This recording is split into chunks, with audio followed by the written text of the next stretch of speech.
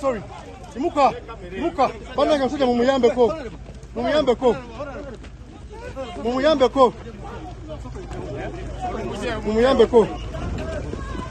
Mumuyambe. Musitule mulete. Mulete musitule.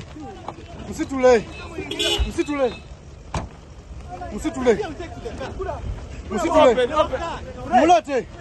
Mu lutuula lwa Paalamenti olwalira ababaka ku ludda oluvuganya gavumenti nga bakulembeddwamu Nampala waabwe John Baptist Nambeshe bakumyemu ogutaako oluvannyuma lw'akulira oludda oluvuganya gavumenti Joel Ssennyonyi okutwalaganyizibwa ab'ebyokwerinda mu Kawempe North bw'abadde azinzeeko ekiyumba ekiteeberezebwa okuba nga kibaddemu abantu abateekateeka okubba akalulu k'okujjuza ekifo ky'omubaka wa Kawempe North. The leader of the opposition has been roughed up by the masked JAT security officers. My fear is that they might hold him incommunicado unless you make an urgent intervention, Madam Speaker. Mu butambi obulabiddwako, munnamawulire Stephen Kiwika akubiddwa ne kamera ye n'etwalibwa ab'ebyokwerinda.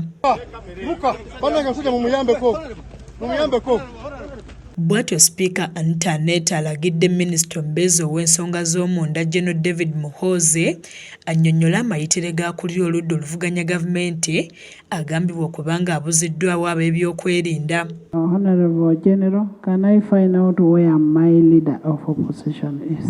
Ababaka ba Paalamenti okubadde Muwanga Kivumbi, Nyeko Derrick ne Honorable Naluyima bennyamivu olw'embeera eri mu kitundu ky'e Kawempe North ng'ebulambala akalulu kasuulibwe. Omuntu najja alaba ebyokola lwaki atuuba olwana naye nga balowooza nti ogwo omutima bagenda kutiisatiisa abantu baveeyo oba babalonde oba babatiise. Okusookera ddala gavumenti ya General Museveni we bateyagala kalulu erangirire nti tetugenda kuyita mu kalulu okulaba nti tufuna abakulembeze abantu be baagala.